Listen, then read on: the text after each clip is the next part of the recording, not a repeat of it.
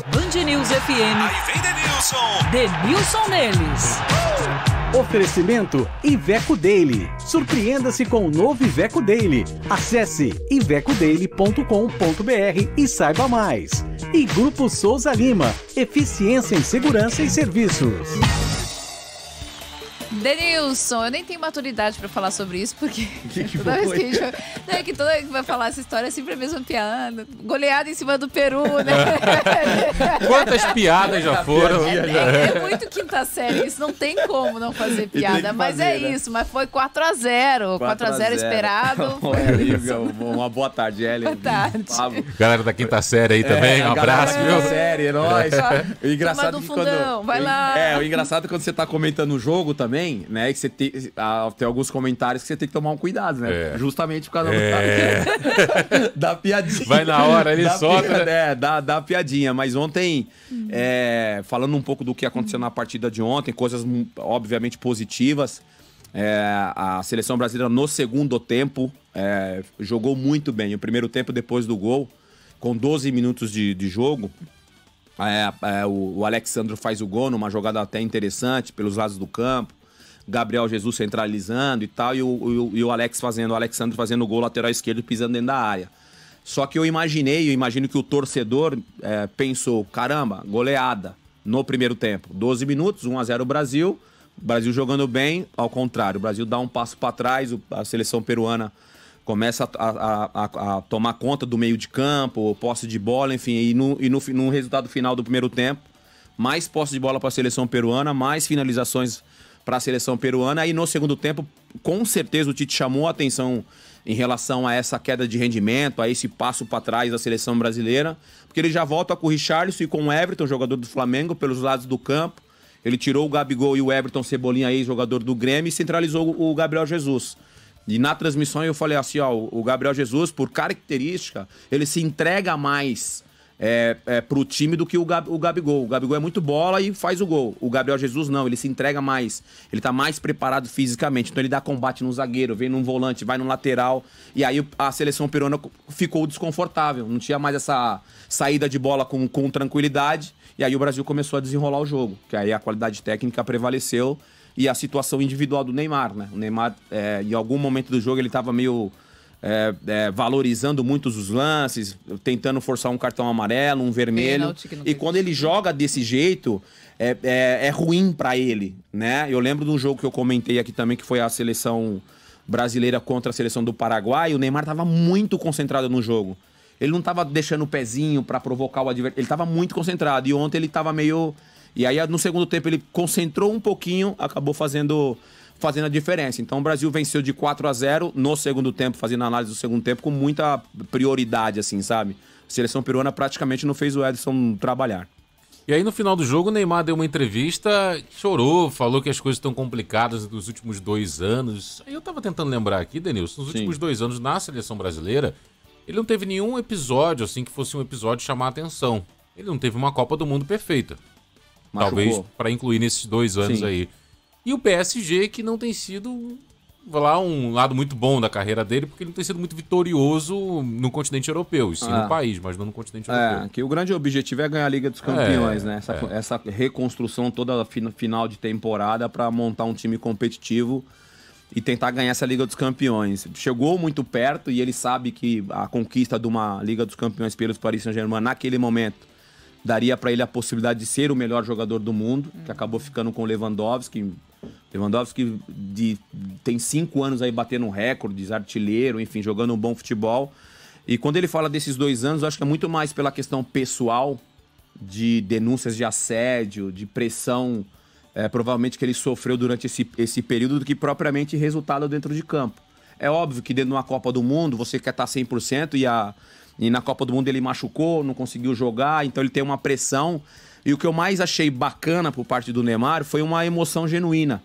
Não foi, pelo menos a minha opinião, quando eu estava na transmissão ontem aqui na Band News FM, ele começou a falar e surpreendeu todo mundo, porque o cara perguntou para ele sobre a meta que ele estava próximo de atingir, que é do Pelé, de ser o maior artilheiro da seleção brasileira. Faltam 9 gols para ele atingir essa meta. Eu não sei se quando ele ouviu o nome Pelé, números, alcançar o maior de todos os tempos, fez ele pensar na história dele rapidamente, de início até chegar à seleção brasileira. Porque ele fala da satisfação dele em vestir a camisa da seleção brasileira e de todos os problemas que ele passou. Então eu achei muito bacana essa atitude do Neymar.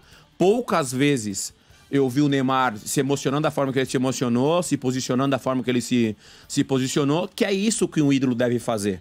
Se posicionar em momentos delicados, bater no peito e chamar a responsabilidade e também mostrar esse jeito mais emotivo, porque o torcedor gosta disso, aproxima o torcedor do jogador. Então eu queria fazer esse comentário, queria parabenizar o Neymar por essa emoção genuína, por essa entrega que ele teve no jogo de ontem, que é isso que a gente quer ver dele. Obviamente o prato principal é a atitude dentro do campo, ser o protagonista dentro do campo, que a gente precisa dele, mas esse lado humano faz o torcedor se aproximar mais do ídolo Neymar. E verdadeiro, né? Porque, por exemplo, quando a gente conversa com quem cobre esporte, né? Quem cobre futebol, pessoas que cobriram antes e cobrem hoje, eles falam que hoje em dia tudo é mais difícil, tudo tem muito filtro, quer dizer, pra você chegar no jogador, aí tem a assessoria do jogador, aí o Instagram do jogador e o Twitter é outra pessoa que faz, não sei o quê, filtro, você não sabe mais quem é aquela pessoa de verdade. Talvez o choro do Neymar, quando você pontua, tá nisso, né? Não tinha um filtro, era verdadeiro ali. Isso. A minha opinião, tá? Não sei se vocês viram o vídeo aqui, como a gente tava ali no ao vivo, e a pergunta veio e já de momento, a voz já embargou, já começou a se emocionar. Aquilo eu achei um negócio bacana, um sentimento legal. E bacana ele falar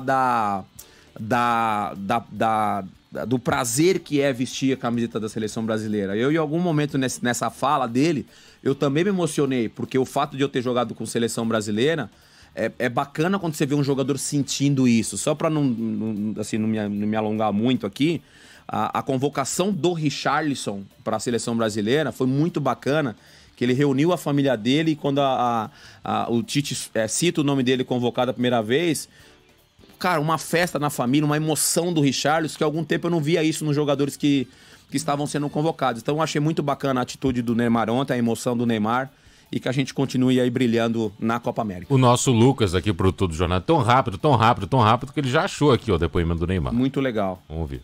Passei por muita coisa nesses 2 anos que são bem, acho que difíceis e complicados, sabe? E esses números não são nada ao que a felicidade que eu tenho de jogar pelo Brasil, de representar o meu país, a minha família. E hoje a gente está vivendo um momento muito atípico, né? Muito difícil no mundo inteiro, não é só aqui. E ser espelho para alguém, ser a alegria de alguém é uma alegria enorme. A alegria de estar em campo, de jogar pela seleção, sempre vai existir. Em cima do que a Ellen estava falando, Denilson, você vem de uma geração onde as pessoas estavam muito preocupadas com o teu desempenho dentro de campo. E você é exemplo para criançada. Você já me contou uma vez que em Sevilha é uma relação muito diferente da que você tem, por exemplo, em São Paulo, com os torcedores e tudo mais. O Neymar já vem dessa geração, e a gente vai falar do Lucas Lima daqui a pouquinho, que o atleta é visto como um ser público e ele deve dar exemplo também fora de campo, porque ele também é visto dentro de campo e fora de campo. Como é que é pra você essa relação da tua geração com a geração que vem na sequência, que é a geração do Neymar?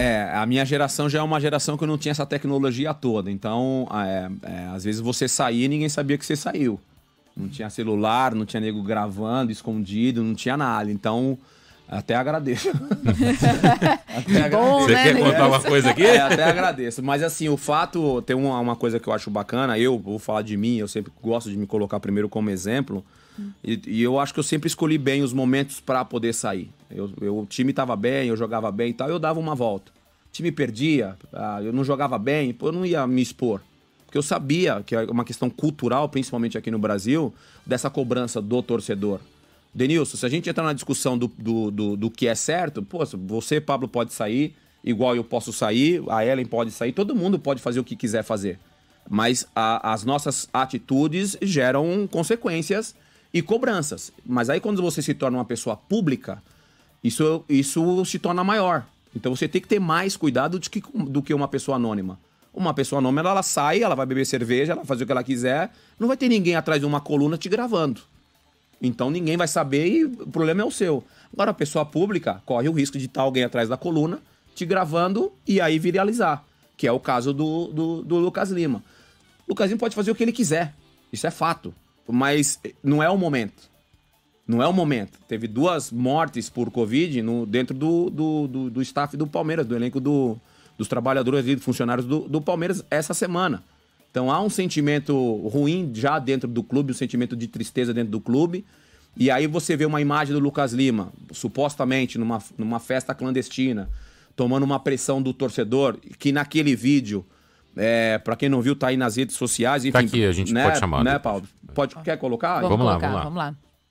Vai embora do Palmeiras, você é safado! Você é safado, Lucas Lima! Você é safado!